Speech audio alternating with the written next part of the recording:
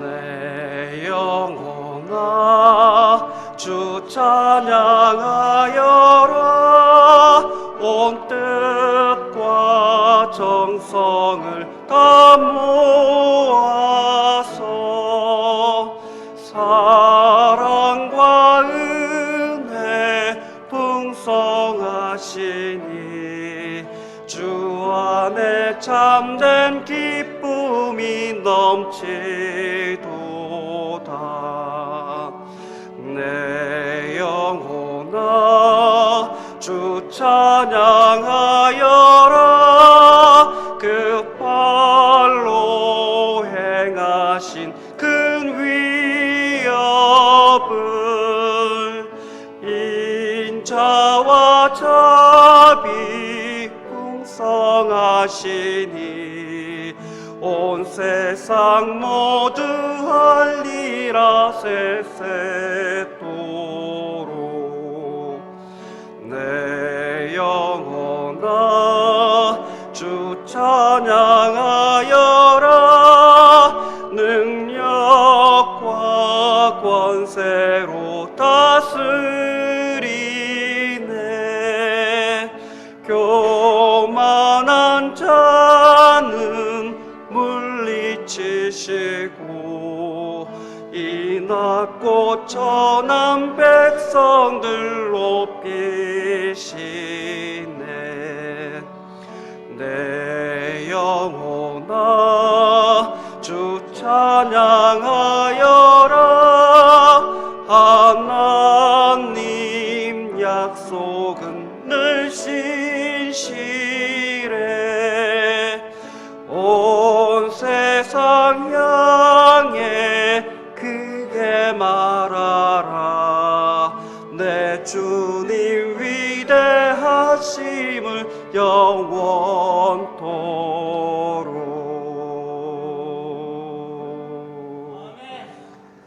아멘. 찬송가 309장. 목마른 내 영혼 찬송 드리실 때에 다들 자리에 일어나셔서 찬송 드리시겠습니다.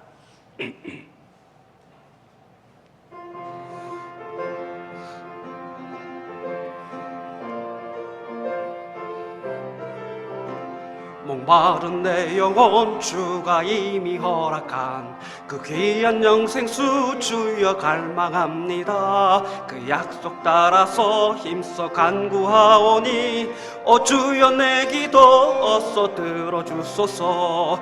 예수의 사랑 예수의 사랑 바다 물결같이 내게 임하니 영광의 물결에 온전히 쌓여서 내 영혼의 기쁨 한량없도다. 주 내게 약속한 큰 비 내려주시려 은혜의 저구름 건너편에 떠올라. 그 귀한 징조가 내게 밝히 보이니 나 힘을 다하여 주께 간구합니다.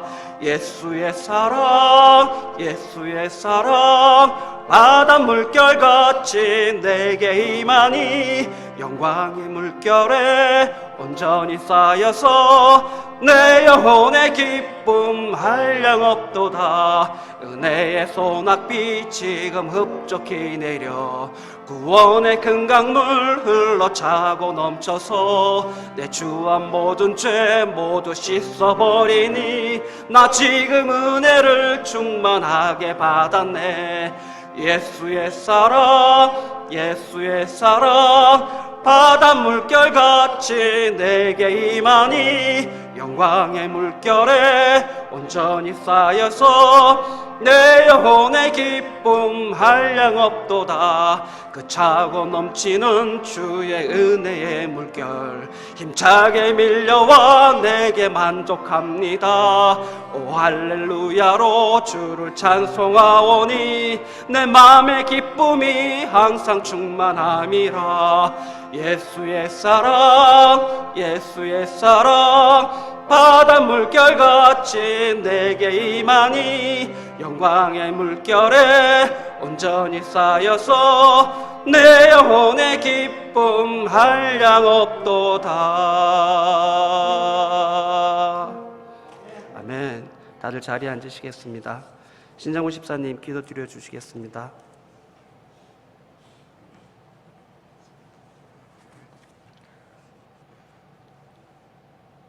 저희들을 오직 예수 그리스도를 믿음으로 구원해 주신 고마우신 하나님 아버지, 저희들은 2021년 새해 1월 세 번째 주일을 맞이하였으나 온 세상에 퍼진 코로나 전염병으로 인하여 다 함께 모여서 예배를 드리지 못하고 이 시간에는 각자 있는 처소에서 실시간 영상을 통해 하나님 아버지께 신령과 진정으로 예배를 드리오니 오직 주님 홀로 영광받아 주시옵소서. 아버지 하나님, 저희들은 예수님을 믿어 구원을 받아 주님 자녀로서 사상 초유의 역병과 혼돈 속에서도 지금까지 주님이 지켜주시고 보호해 주셔서 오늘도 이 세상이 줄 수 없는 참 평안과 희망과 용기를 가지고 주님을 온전히 의지하며 믿음으로 살아갈 수 있도록 인도해 주셔서 이 시간 아버지 앞에 진정으로 감사를 드립니다. 저희들이 기도하면 항상 최상의 것으로 가장 좋은 것으로 주님의 뜻대로 응답해 주시는 하나님 아버지, 오늘 영상 예배를 드리는 우리 주님 자녀들의 간절한 기도 제목을 하나하나 응답해 주셔서 올 한 해에도 매 순간 기도 응답받는 삶과 또한 주님의 몸된 교회의 자녀들 가운데 지금 현재 병으로 인해서 고통받고 있는 주님 자녀들과 병원에 입원한 가족들과 또한 연로해서 건강이 나빠진 성도님들은 전능하신 주님의 손길로 아픈 것을 완전히 치료해 주셔서 아프지 않고 올 한 해 동안 건강하게 주님을 잘 섬기며 살아갈 수 있도록 아버지께서 인도해 주시옵소서. 아버지 하나님, 이번 코로나19 역병 사태가 장기간 계속됨으로 인해서 물질적으로 많은 어려움을 겪고 있는 우리 주님 자녀들과 친교회 내의 미자립교회에 필요한 물질을 아버지 하나님께서 풍성하게 채워주셔서 주님의 섬기며 살아가는데 어려움이 없도록 아버지께서 도와주시옵소서. 아버지 하나님, 지금 이 시간에도 외지에 있는 우리 성도들과 자녀들을 주님께서 지켜주시고 돌보아 주셔서 영육간에 늘 강건하여 이 세상 유혹에 흔들리지 않고 승리하는 삶을 외지에서도 살아갈 수 있도록 아버지께서 인도해 주시옵소서. 아버지 하나님, 오늘도 주님의 말씀을 전하시는 우리 이동수 담임 목사님에게 항상 영육간에 강건케 해주시고 성령 충만케 해주셔서 항상 언제 어디에서나 주님의 말씀을 그대로 잘 전가할 수 있도록 아버지께서 인도해 주시옵소서. 아버지 하나님, 저희들은 목사님을 통하여 선포하시는 주님의 말씀을 마음판에 깊이 새겨 한 주간 동안 살아갈 때에 예수 그리스도를 증거하는 삶, 기쁨과 감사가 충만한 삶을 살 수 있도록 아버지께서 인도해 주시옵소서. 아버지 하나님, 다음 주일은 우리 다 함께 모여서 1년 동안 선교 헌금을 약정하는 선교 주일 예배를 드리며 또한 새해 첫 정기 사무총회를 개최하려고 하오니 주님 자녀들 가운데 한 사람도 빠짐없이 다 함께 동참해서 주님께 영광을 돌려드리는 귀한 시간이 되도록 아버지께서 도와주시옵소서. 아버지 하나님, 올 한 해 우리에게 주신 2021년 표어 말씀 속에 소망의 길이 있음을 우리가 꼭 간직하고 주님이 주신 말씀에 온전히 순종함으로써 저희들의 소망이 이루어지는 삶, 우리 각자 승리하는 삶을 살 수 있도록 아버지께서 인도해 주시옵소서. 이 모든 말씀 예수님의 이름으로 기도했습니다. 아멘.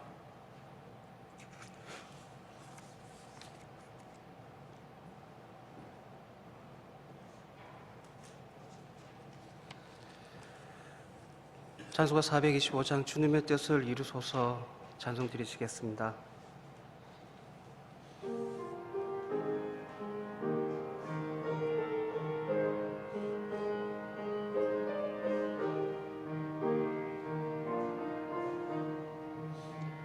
주님의 뜻을 이루소서 고요한 중에 기다리니 진흙과 같은 날 빚으사 주님의 영상 만드소서 주님의 뜻을 이루소서 주님 발 앞에 엎드리니 나의 맘속을 살피시사 눈보다 희게 하옵소서 주님의 뜻을 이루소서 병들어 몸이 피곤할 때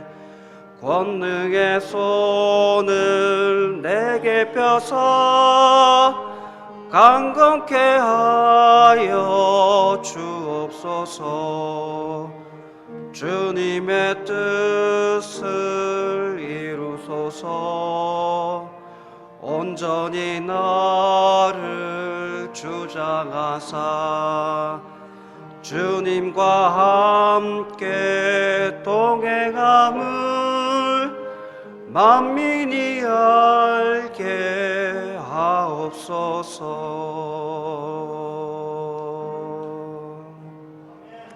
아멘.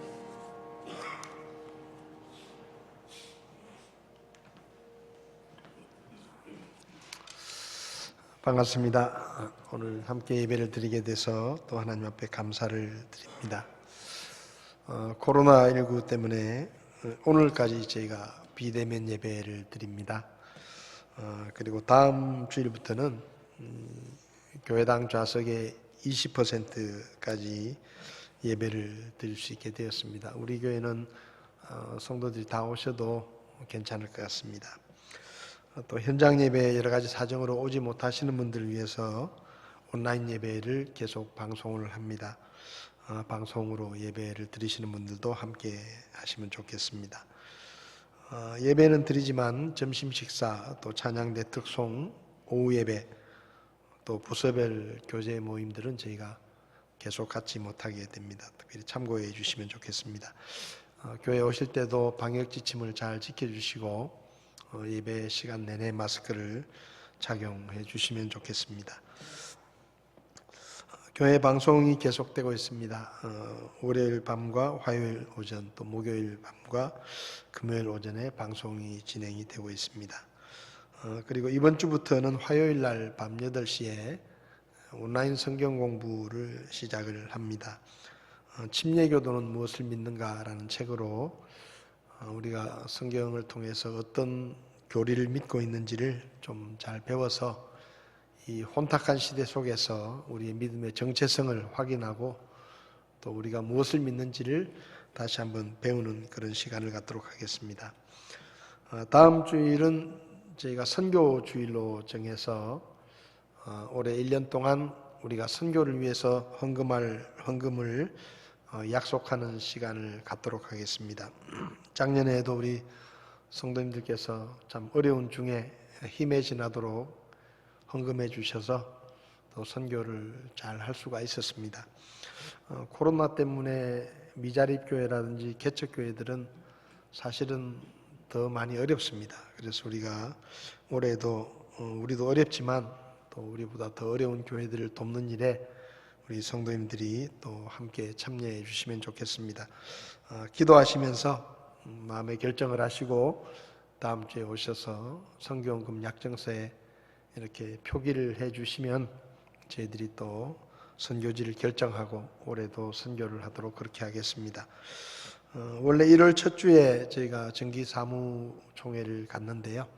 올해는 비대면 예배를 하는 관계로 다음 주일 예배를 마치고 회의를 가지려고 합니다. 코로나 때문에 회의 순서들을 좀 줄여서 간략하게 회의를 하려고 하니까요. 우리 구원받고 침례받은 우리 교회 정회원 되시는 분들은 예배 마치고 바로 이어지는 회의에 참여해 주시면 좋겠습니다. 회의 성원이 되지 못하면 회의를 못하니까 우리 정회원 되시는 분들은 조금 시간을 내셔서 회의에 참여해 주시면 고맙겠습니다.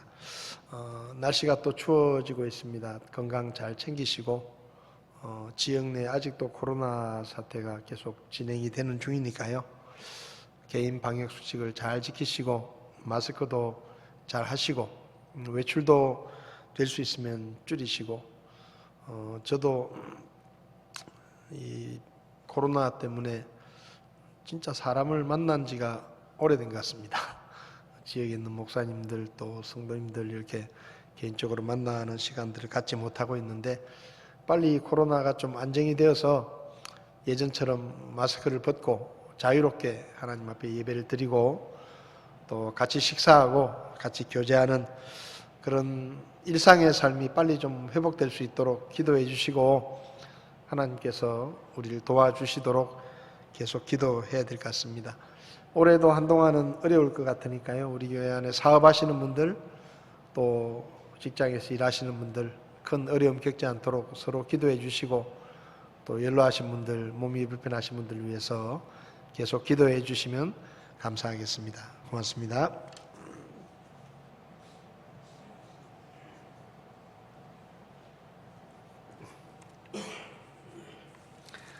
찬송가 85장 구주를 생각만 해도 찬송 드리시겠습니다.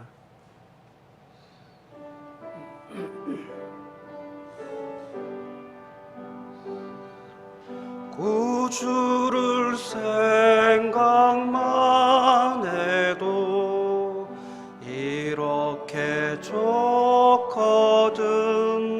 주 얼굴 배울 때에야 얼마나 좋으랴. 만민의 구주 예수의 귀하신 이름은 천지에 있는 이름 중 비할 데 없도다.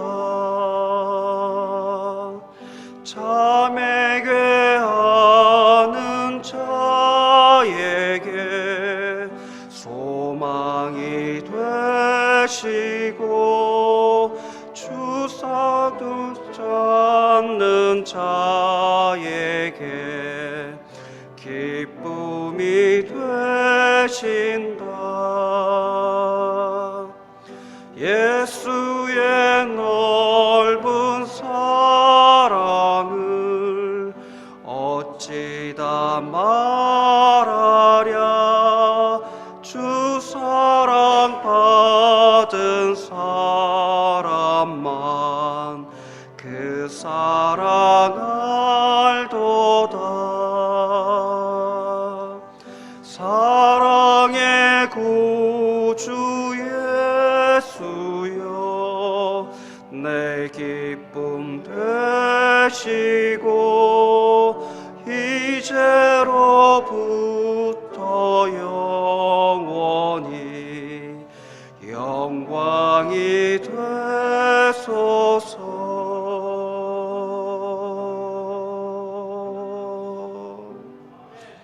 아멘.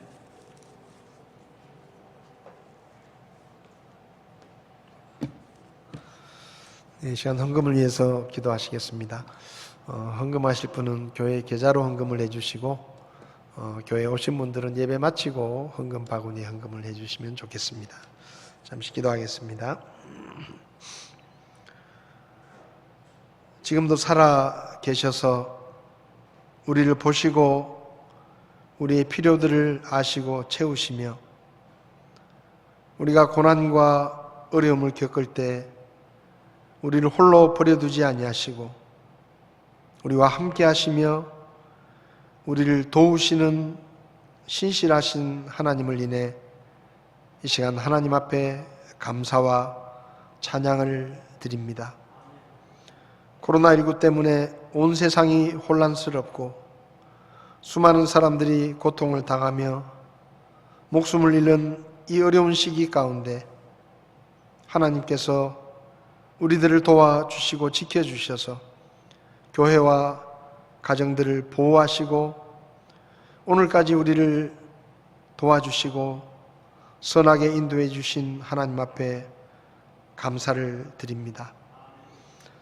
시대가 혼란스럽고 우리의 삶이 어려울수록 우리가 더욱더 하나님을 가까이 하게 하시고 말씀과 기도로 주님을 찾고 하나님의 뜻을 구하며 우리가 어떤 길을 걸어가야 할지 우리의 길을 찾을 수 있도록 저희들을 도와주시기를 원합니다. 우리 성도들 한 분 한 분 가정을 하나님께서 도우시고 전염병으로부터 지켜주시며 큰 어려움을 겪지 않게 하시고 어려움 가운데서도 소망을 하나님께 두고 새 힘을 얻을 수 있도록 날마다 주께서 도우시며 말씀으로 우리를 깨우쳐 주시기를 원합니다.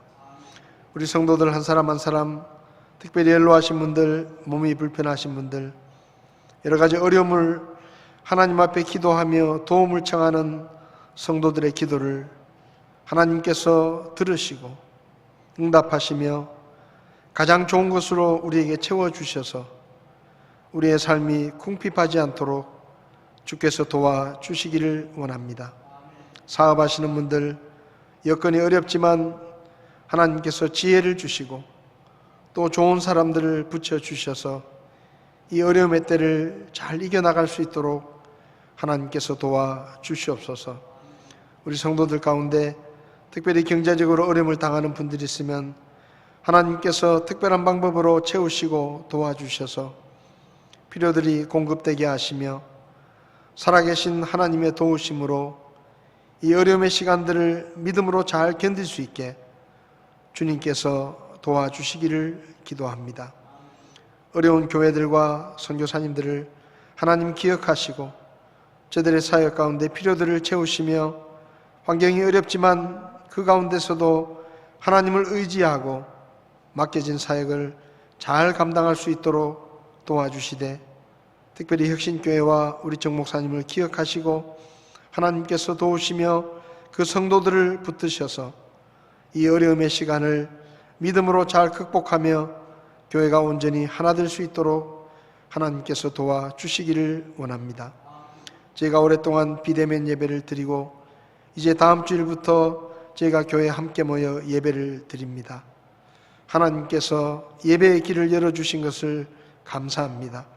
저희가 방역 지침을 잘 지키고 하나님께서 도와주셔서 우리 교회 안에서 아무런 일이 없도록 주께서 보호해 주시고 도와주실 것을 믿고 하나님 앞에 감사를 드립니다. 특별히 아버지 하나님, 지난해 여러 가지 어려움 가운데서 우리 성도들이 힘에 지나도록 하나님 앞에 헌금을 드리고 선교헌금을 드려서 교회가 운영되는 일과 또 우리가 약속한 선교를 잘 감당할 수 있도록 도와주신 것을 감사합니다. 우리 성도님들 한 분 한 분의 믿음을 보시고 주께서 올 한 해 물질의 풍요함을 주시고 풍성한 은혜를 주셔서 올 한 해 우리의 삶이 어렵지 않게 주님께서 도와주시고 하나님 앞에 드리는 일과 어려운 이웃들에게 베푸는데 우리의 손길이 더 풍성해지게 하나님께서 도와주시옵소서. 이 시간 하나님 앞에 드릴 수 있는 특권과 믿음을 허락해 주심을 감사드리며 귀하신 예수님의 이름으로 기도했습니다. 아멘.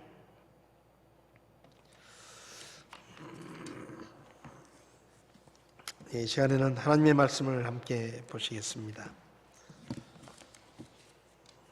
우리 자리에서 일어나셔서 하나님의 말씀은 에스겔서 37장 1절부터 10절까지 말씀을, 우리 본문이 좀 길지만 우리 한 목소리로 같이 읽어보겠습니다. 1절부터 같이 읽겠습니다. 주의 손이 내 위에 임하사 주의 영 안에서 나를 데려다가 뼈가 가득한 골짜기 한가운데 두시고 또 나로 하여금 사방에 있는 그 뼈들 곁으로 지나가게 하시니라. 보라, 그 열린 골짜기에 뼈들이 심이 많으며 보라, 그 뼈들이 심이 말랐더라. 그분께서 내게 이르시되 사람의 아들아, 이 뼈들이 살 수 있겠느냐 하시기에 내가 대답하되 오 주 하나님이여 주께서 아시나이다 하니, 그분께서 다시 내게 이르시되 이 뼈들 위에 대언하고 그것들에게 이르기를 오 너희 마른 뼈들아, 주의 말씀을 들으라. 주 하나님이 이 뼈들에게 이같이 말하노라. 보라, 내가 숨을 너희 속으로 들어가게 하리니 너희가 살리라. 내가 너희 위에 힘줄을 두고 너희 위에 살이 생기게 하여 너희를 살갗으로 덮고 너희 속에 숨을 넣으리니 너희가 살리라.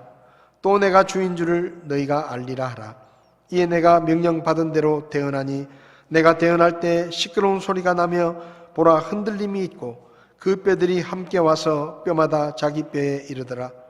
내가 또 보니 보라, 힘줄과 살이 그 뼈들 위에 생기고 살갗이 그것들을 덮었으나 그것들 동에 숨은 없더라. 그때 그분께서 내게 이르시되 사람의 아들아, 바람에게 대언하라. 바람에게 대언하여 이르기를 주 하나님이 이같이 말하노라. 오 숨아, 내 바람으로부터 와서 이 죽임당한 자들 위에 숨을 불어 그들이 살게 하라 하라. 이에 내가 그분께서 명령하신 대로 대언하였더니 숨이 그들에게 들어가매 그들이 살아서 자기 발로 서는데 심히 큰 군대더라. 아멘. 잠깐 기도하겠습니다. 살아계신 하나님, 우리에게 하나님의 말씀이 기록된 성경을 주시고 우리가 성경을 읽을 때마다 주의 성령님께서 우리에게 깨닫게 하시며 하나님의 뜻을 따라 살 수 있도록 우리에게 믿음을 허락해 주시는 것을 감사합니다. 이 시간, 이 혼탁한 시대 가운데 우리가 어떻게 살아야 할지, 무엇에 소망을 두고 살아야 할지를 하나님의 말씀으로 가르쳐 주시고 우리가 참된 소망이신 하나님을 바라보며 이 어려움의 시간들을 잘 이겨나갈 수 있도록 도와주시기를 원합니다. 부족한 종을 붙들어 주시고 주님 뜻대로 쓰셔서 오직 하나님의 말씀만 선포되게 종을 다스려 주시옵소서. 또 말씀을 듣는 성도들의 마음문을 여시고 저들이 온전히 하나님의 말씀을 하나님의 말씀으로 듣게 하시고 마음판에 새겨 순종하며 주의 뜻을 행하는 성도들이 되게 주께서 도와주시기를 원합니다. 부족한 종을 주님께서 써주시기 원하며 예수님의 이름으로 기도했습니다. 아멘. 자리에 앉으시겠습니다.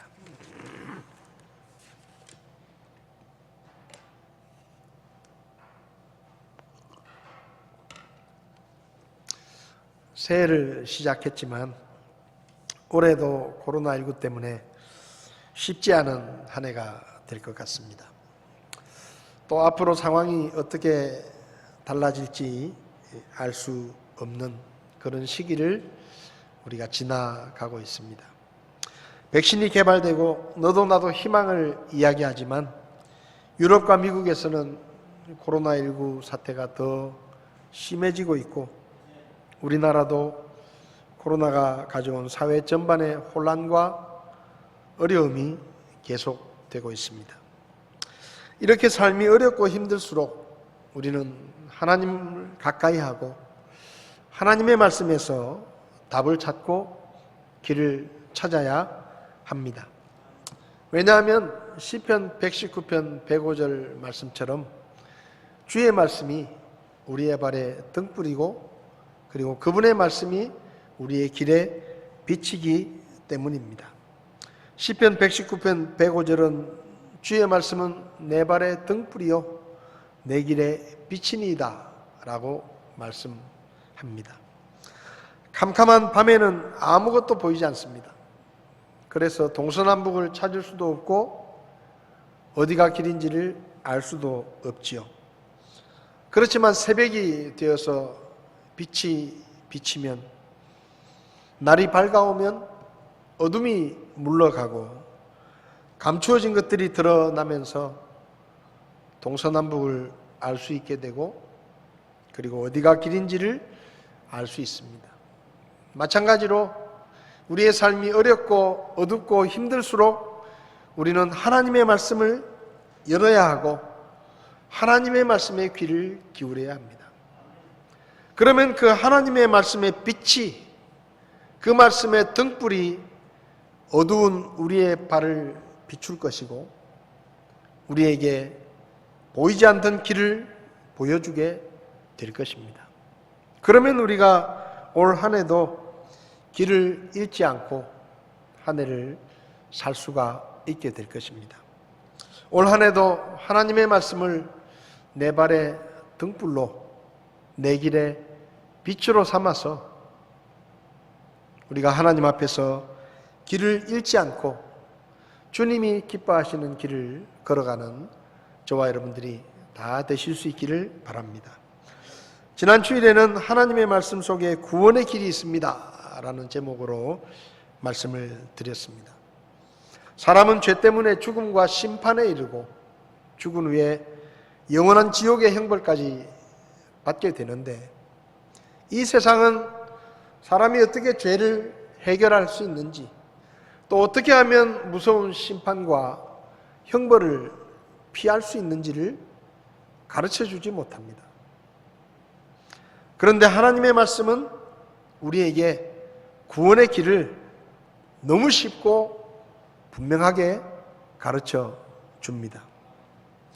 사람이 구원받기 위해서는 하나님 앞에서 자신이 죄인임을 인정하고 불신앙의 죄에서 돌아서서 회개하고 십자가에 죽으시고 부활하신 예수 그리스도를 나를 죄와 멸망에서 구원하시는 하나님의 구원자로 믿을 때에 구원을 받는다고 성경은 분명하게 말씀하고 있습니다.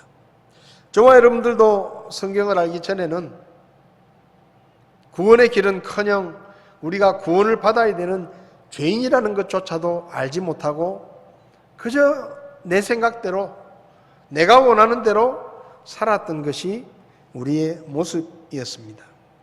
그런데 우리가 어느 날 성경을 접하게 되고 하나님의 말씀을 듣게 되면서 그 하나님의 말씀을 통해서 내가 죄인이라는 것과 그리고 하나님의 심판을 받고 영원한 형벌을 받아야 되는 절망적인 존재라는 것을 우리가 알게 되었고, 그리고 우리를 하나님께서 사랑하시고 우리를 위해서 구원의 길을 예수 그리스도의 십자가를 통해서 열어주셨다는 사실도 알게 되었습니다. 그리고 예수님을 믿어서 구원을 받고 이제는 천국의 소망을 품고 살아가는 구원받은 성도의 삶을 살게 된 것입니다. 우리가 구원받은 것은 하나님의 말씀인 성경 속에 구원의 길이 있었기 때문입니다. 하나님의 말씀 밖에는 구원의 길이 없습니다. 오직 하나님의 말씀만이 사람이 어떻게 죄를 해결하고 죽음의 문제를 해결하고 영원한 생명을 회복하고 다시 하나님께로 돌아가며 하나님의 나라인 천국에 갈 수 있는지를 알려주는 유일한 말씀이 바로 하나님의 말씀입니다.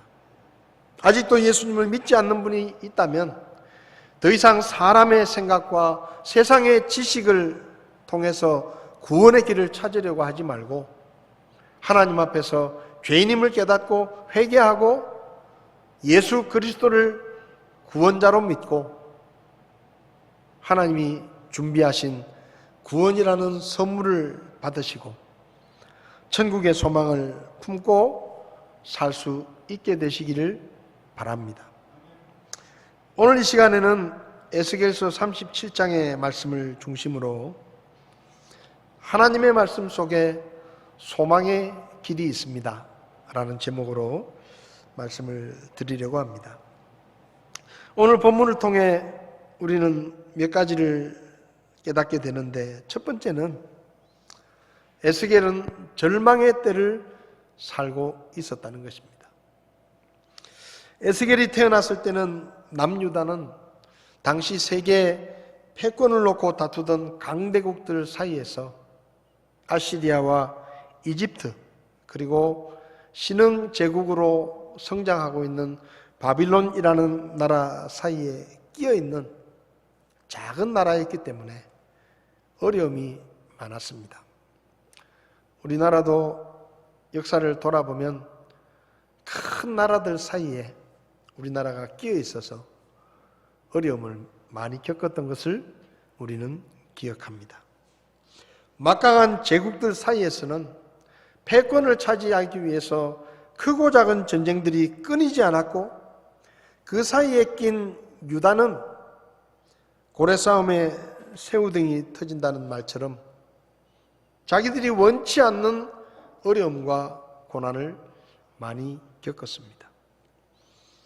그러다가 신흥 제국이었던 바빌론이 마침내 패권을 잡고, 그 바빌론이 유다를 정복하기 위해서 세 차례 유다를 침략합니다.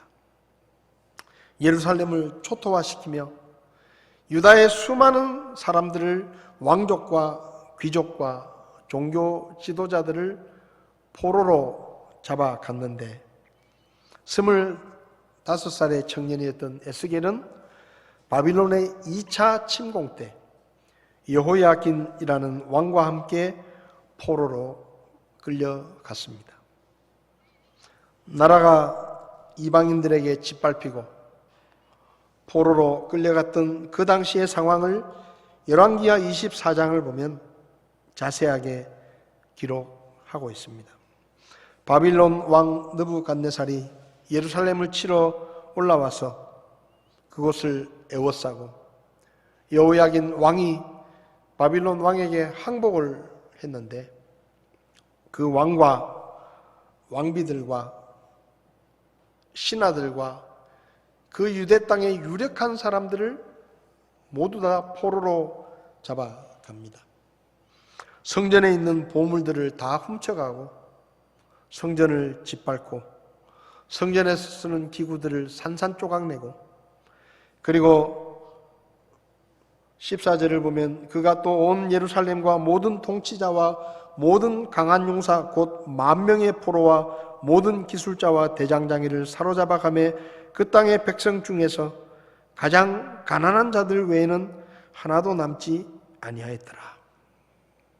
그러니까 웬만한 사람들은 다 잡아갔어요.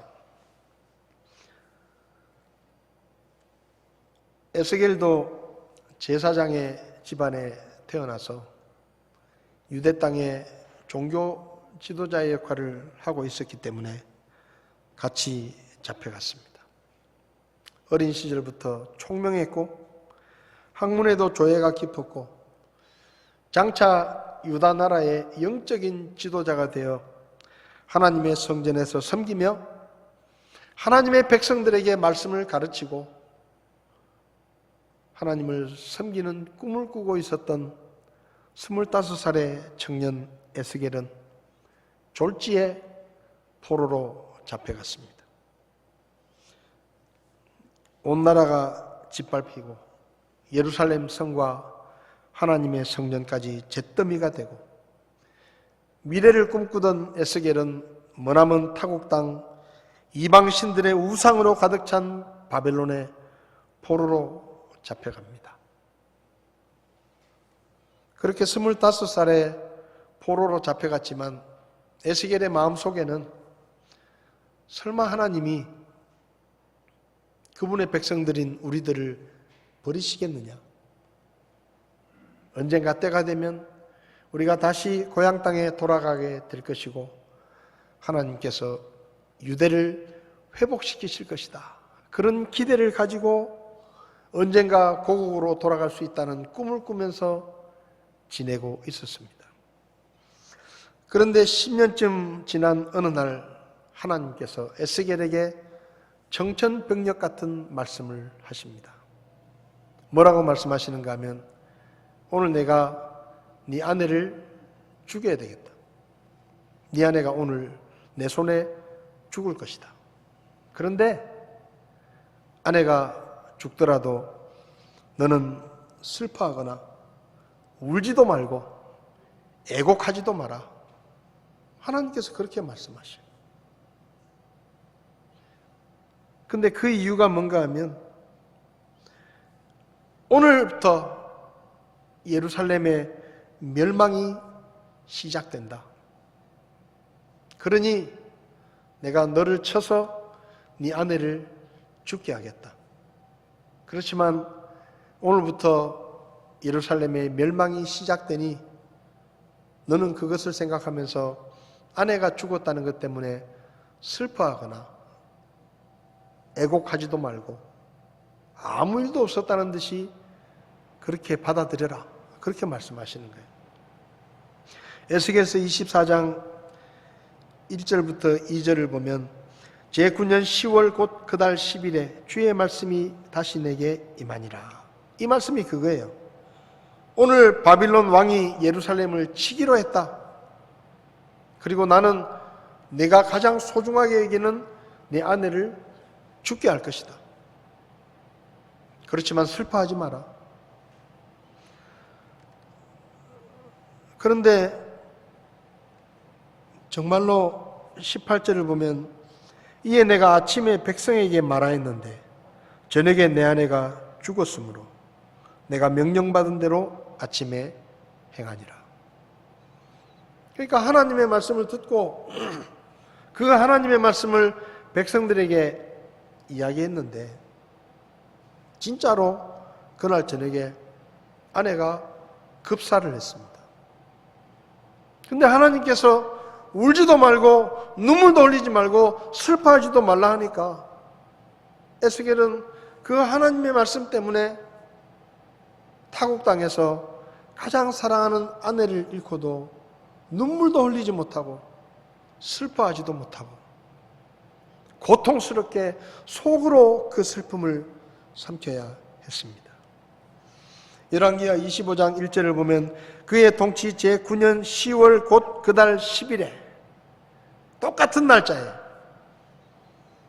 느부갓네살 왕이 대군을 이끌고 예루살렘 성을 포위합니다.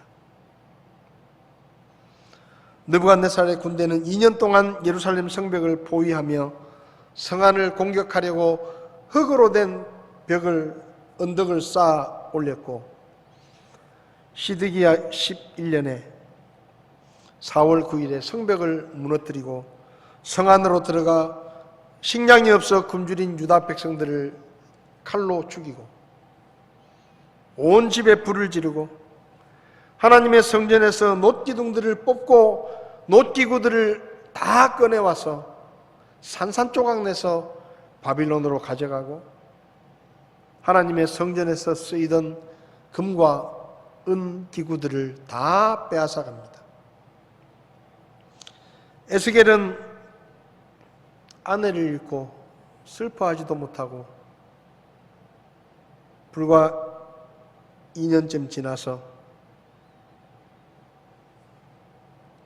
예루살렘 성과 하나님의 성전이 완전히 파괴되고 유다 땅에 남아있던 수많은 백성들이 죽임을 당하고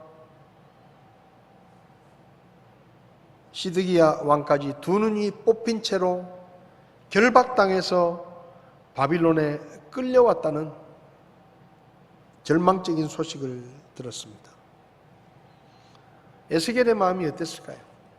25살에 타국 땅에 포로로 잡혀오면서 언젠가는 고향 땅에 돌아갈 것이라고 기대를 가지고 있었는데, 소망을 가지고 있었는데 아내가 갑자기 죽었습니다. 그리고 이제 2년쯤 지났을 때 예루살렘 성이 함락되고 백성들이 죽임을 당하고 왕까지 두 눈이 뽑힌 채로 바빌론에 포로로 잡혀왔다는 소식을 들었습니다. 20대 청년 시절에 낯선 타국에 포로로 잡혀와서 언젠가는 고국에 돌아갈 것이라고 기대로 살았는데 마흔이 다 되어가는 나이에 갑자기 아내가 하나님에 의해 죽습니다. 그래도 소망을 잃지 않았는데 이제 나라가 완전히 짓밟히고 폐허가 되고 이제는 돌아갈 고국조차 없어진 그런 상황이 된 것입니다. 에스겔에게 무슨 소망이 있겠습니까? 사랑하는 아내를 잃었습니다. 이제는 돌아갈 고향도 없습니다. 조국 땅도 황폐가 되어 있습니다. 포로살이를 하는 그에게 이제는 아무런 소망이 남지 않았습니다. 낙심과 절망 그 자체였을 것입니다.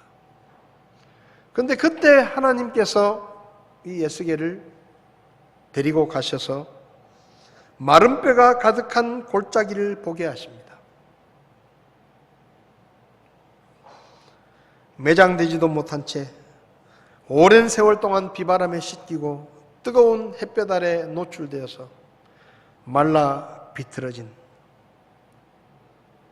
살 하나, 힘줄 하나 남아있지 않은 말라 비틀어진 뼈들이 사방에 가득한 그 골짜기로 하나님이 에스겔을 데려가시고 그것을 보여주셨습니다.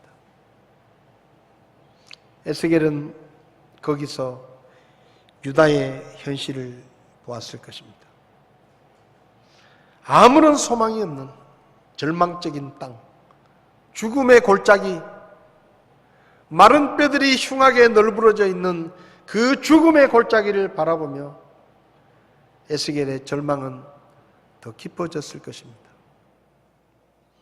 그런데 그곳에도 희망이 있었습니다. 에스겔은 절망의 골짜기에서, 죽음의 골짜기에서 하나님의 말씀을 들었습니다.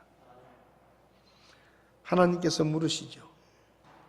그 마른 뼈가 가득한 골짜기를 바라보며 타들어가는 낙심과 절망에 빠져있는 에스겔에게 하나님의 음성이 들려옵니다. 37장 3절에 사람의 아들아, 이 뼈들이 살 수 있겠느냐? 이 뼈들이 살 수 있겠느냐? 네 생각은 어떠냐? 라는 말씀입니다. 에스겔이 무슨 대답을 할 수 있었겠습니까? 그 마른 뼈들이 가득한 그 사망의 골짜기를 바라보며 에스겔에게 무슨 기대와 소망이 있었겠습니까? 그래서 에스겔은 대답합니다. 하나님, 그걸 왜 저한테 물으십니까? 저는 모릅니다. 하나님만이 아십니다. 그때 하나님께서 다시 말씀하십니다. 4절부터 보면 그분께서 다시 내게 이르시되 이 뼈들 위에 대언하고 그것들에게 이르기를 오 너희 마른 뼈들아 주의 말씀을 들으라. 사방에 널브러져 있는 말라 비틀어진 뼈를 향해 하나님의 말씀을 외치라고 하나님께서 말씀하십니다. 주 하나님이 이 뼈들에게 이같이 말하노라. 보라, 내가 숨을 너희 속으로 들어가게 하리니 너희가 살리라. 내가 너희 위에 힘줄을 두고 너희 위에 살이 생기게 하며 너희를 살갗으로 덮고 너희 속에 숨을 넣으리니 너희가 살리라. 또 내가 주인 줄을 너희가 알 것이다. 그렇게 외치라는 거예요. 눈앞에 보이는 것은 말라 비틀어진 뼈들밖에 없는데 그 뼈들을 향해 하나님의 말씀을 외치라는 것입니다. 마치 공동묘지 한가운데서 설교를 하라고 하는 것과 똑같은 거예요.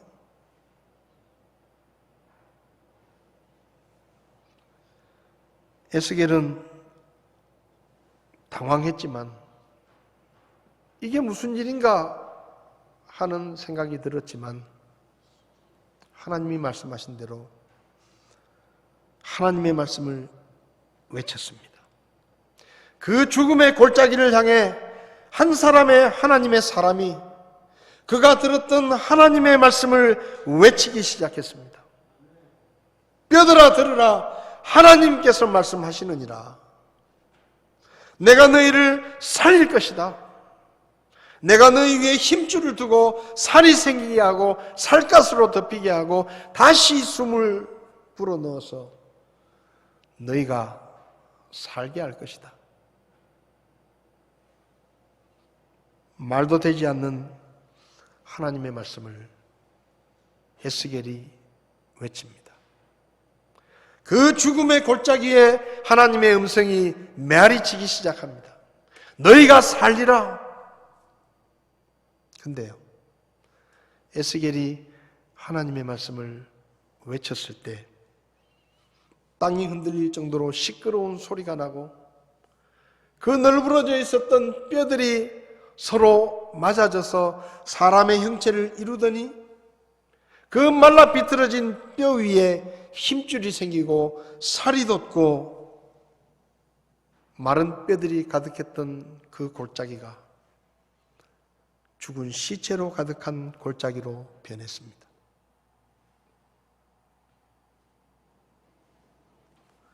믿을 수 없는 일이 일어났습니다.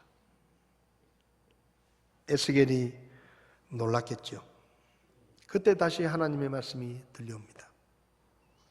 에스겔아, 생기에게 대언을 해라. 우리 성경에 바람에게 대언하라 그랬는데 이 바람은 그냥 바람이 아니라 생명의 기운이 있는 생기를 말합니다.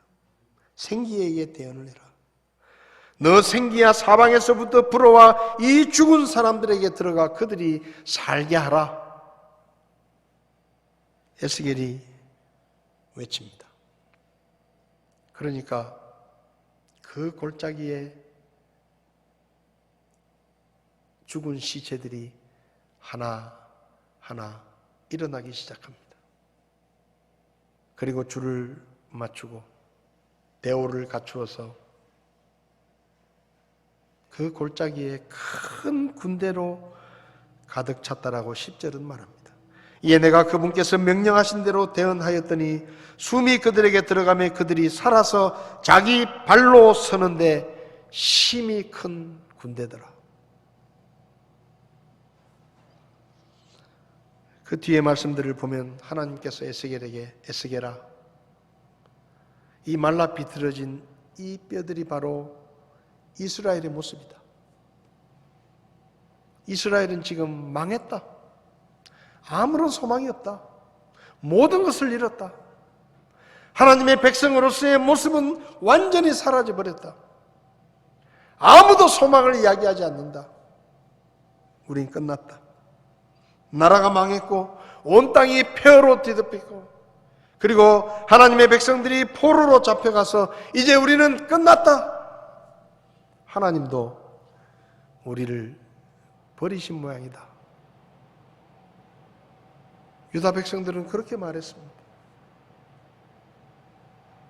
낙심하고 절망하고 아무런 희망이 없이 눈물을 흘리며 울고 있었습니다. 하나님께서 말씀하십니다. 그들에게 내 말을 전해라. 내가 내 백성을 무덤을 열고 너희를 끄집어낼 것이다. 그리고 내가 너희를 이스라엘 땅으로 되돌아가게 할 것이다.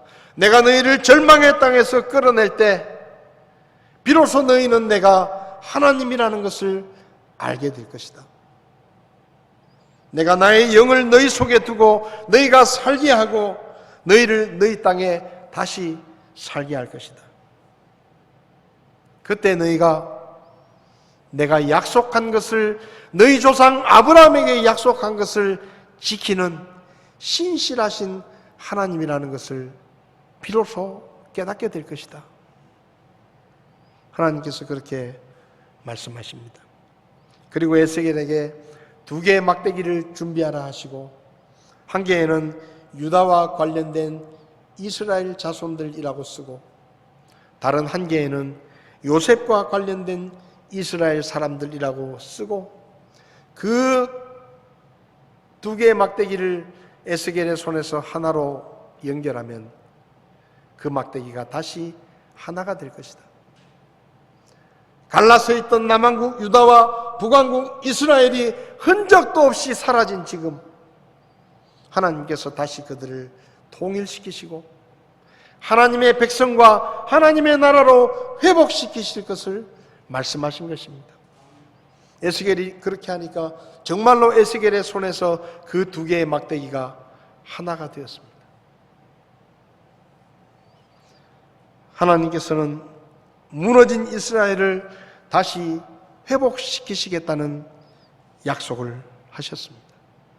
하나님이 말씀하신 대로 포로로 잡혀갔던 이스라엘 백성들은 BC 537년에 스룹바벨과 49,897명이 1차로 예루살렘에 돌아와서 성전을 다시 세웠고, BC 458년에 에스라와 1754명이 2차로 돌아와서 하나님의 말씀을 가르치며 신앙을 회복했고, BC 445년에 느헤미야가 무리들을 이끌고 3차로 돌아와서 무너진 성벽을 다시 세우고 불타 파괴된 집들을 다시 세우고 예루살렘 성 안에 백성들이 돌아와서 살게 되면서 그들의 모습이 회복되었습니다.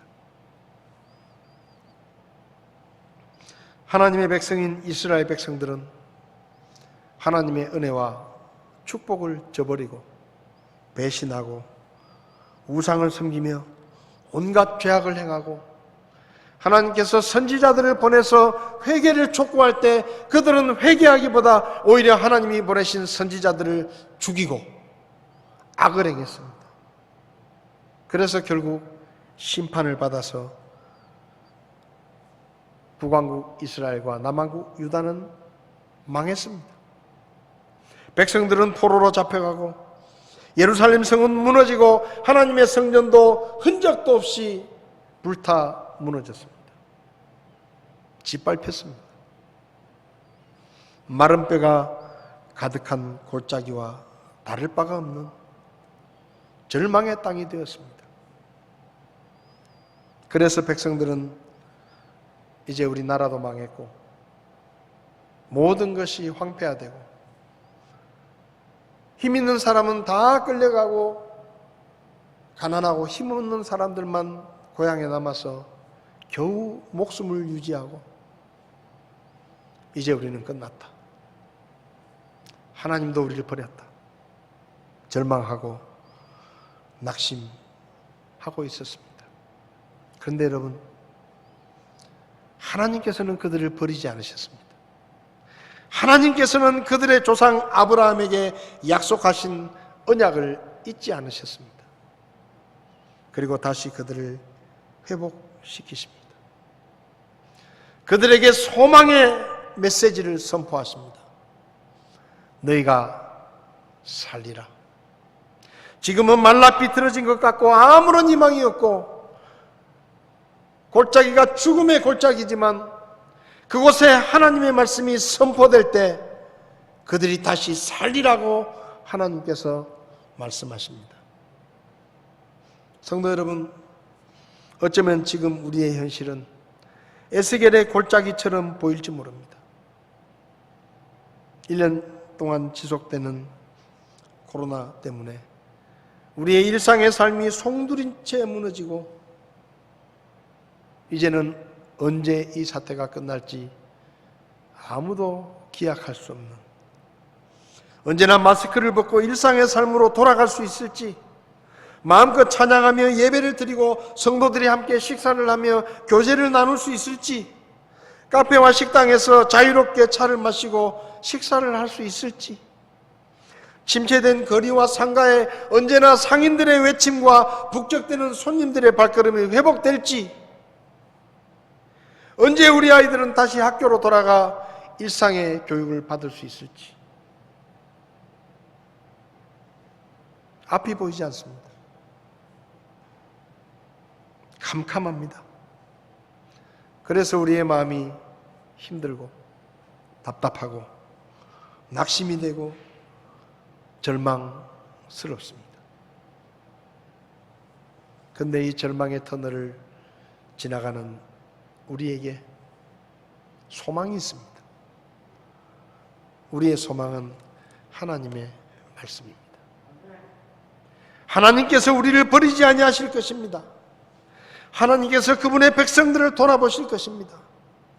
하나님의 말씀이 들려왔을 때 죽음의 골짜기에 생명의 기운이 넘치고 마른 뼈들이 가득한 죽음의 골짜기가 큰 군대가 살아 일어서는 생명의 골짜기로 변한 것처럼 답답한 우리의 현실도 하나님께서 개입하시고 그분이 말씀하시면 우리가 하나님의 음성을 들을 때에 우리 안에 소망이 생기고 우리 안에 낙심과 절망이 사라지고 하나님을 향한 기대와 소망으로 바뀌게 될 것입니다. 예레미야 29장에서 하나님은 이렇게 말씀하십니다. 29장 11절에 너희를 향해 내가 생각하는 생각을 내가 아노라. 그것은 평안을 주려는 생각이요 재앙을 주려는 생각이 아니니 곧 기대하던 결말을 너희에게 주려는 것이라. 주가 말하노라. 하나님이 이렇게 말씀하십니다. 이스라엘 백성들을 향해서 말씀하십니다. 너희를 두고 계획하고 있는 일들은 오직 나만이 알고 있다. 그런데 내가 너희를 향해 계획하고 있는 것은 재앙이 아니다. 고난이 아니다. 번영이다. 미래의 희망을 주려 하는 것이다. 하나님께서 말씀하십니다. 우리를 향한 하나님의 생각도 낙심과 절망이 아니라 재앙과 고통이 아니라 평안이고 번영이며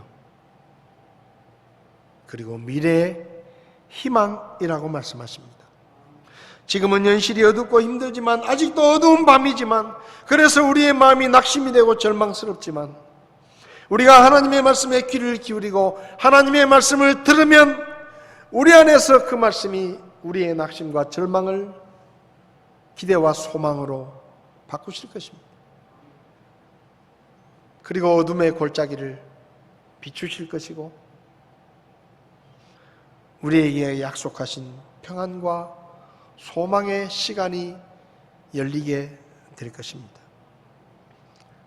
어둠이 짙어질수록 새벽이 가까워진다라는 말이 있습니다.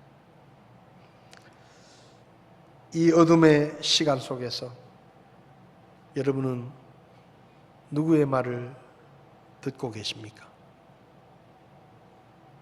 누구의 음성에 귀를 기울이고 계십니까? TV에 나와서 말하는 전문가들의 말, 정치인들의 말, 사람들의 말, 그 속에 소망이 있을까요? 아무도 모릅니다. 오직 하나님만이 아십니다. 에스겔아, 이 뼈들이 살겠느냐? 하나님이 아십니다. 그러면 우리가 무슨 말을 들어야 되겠습니까? 사람의 말보다 하나님의 말씀을 듣고 세상의 말보다 하나님의 말씀에 귀를 기울이시기를 바랍니다. 하나님의 말씀을 가까이 하시기 바랍니다. 하나님의 말씀을 더 많이 묵상하고 더 많이 암송하고 우리의 마음속에 하나님의 말씀을 담을 때에 우리는 비로소 소망을 보게 될 것이고 뼈들이 가득한 골짜기가 생명이 넘치는 골짜기로 변화되는 위대한 기적을 보게 될 것입니다. 하나님의 말씀 속에 소망이 있습니다. 힘들수록 어려울수록 사람의 말보다 하나님의 음성을 들으시고 하나님의 말씀에 귀를 기울이시고 그 말씀 속에서 소망의 길을 찾고 희망의 길을 찾는 저와 여러분들이 다 될 수 있기를 바랍니다. 이 말씀이 여러분들에게 위로와 소망이 되시기를 바랍니다. 기도하시겠습니다. 다 눈을 감으십시오. 아직도 어두운 밤을 지나가고 있습니다. 에스겔이 보았던 그 마른 뼈의 골짜기가, 그 낙심과 절망이 어쩌면 우리에게도 다가와 있는지 모릅니다. 이 골짜기에서 여러분은 누구의 말을 듣고 계십니까? 사람의 말, 세상의 말, 사람들의 음성을 들으려 하지 말고 하나님의 말씀에 귀를 기울이시기를 바랍니다. 하나님께서 우리에게 물으십니다. 에스겔아, 이 뼈들이 살겠느냐? 하나님만이 아십니다. 그래서 우리는 하나님의 말씀에 귀를 기울여야 합니다. 하나님의 말씀만이 우리를 살릴 수가 있고, 하나님의 말씀만이 이 어두움의 터널을 끝낼 수가 있고, 하나님만이 이 코로나를 끝낼 수가 있고, 우리의 삶을 회복시키실 수가 있습니다. 이제 우리는 사람들의 말을 뒤로 하고 더 하나님의 말씀을 가까이 하고 말씀과 기도로 그분의 뜻을 찾고 하나님께서 주시는 평안과 소망을 누리며 이 어두움의 시간들을 지나가야 할 것입니다. 하나님께서 여러분을 위로하시고 우리 모두에게 새 힘을 주시기를 원합니다. 살아계신 하나님, 죽음의 골짜기에 서서 낙심하고 절망하고 있던 에스겔에게 에스겔아, 이 뼈들이 살겠느냐라고 말씀하셨던 하나님의 음성을 저희도 듣기를 원합니다. 그 하나님의 음성을 듣고 우리 안에 잃어버렸던 소망을 찾을 수 있기를 바랍니다. 하나님이 우리의 소망이시고 하나님의 말씀 속에 소망의 길이 있다는 사실을 우리가 기억하게 하시고 더 이상 사람들의 말을 들으려 하지 않고 오직 하나님의 말씀을 열고 하나님의 말씀에 귀를 기울이는 우리가 되게 도와 주시옵소서.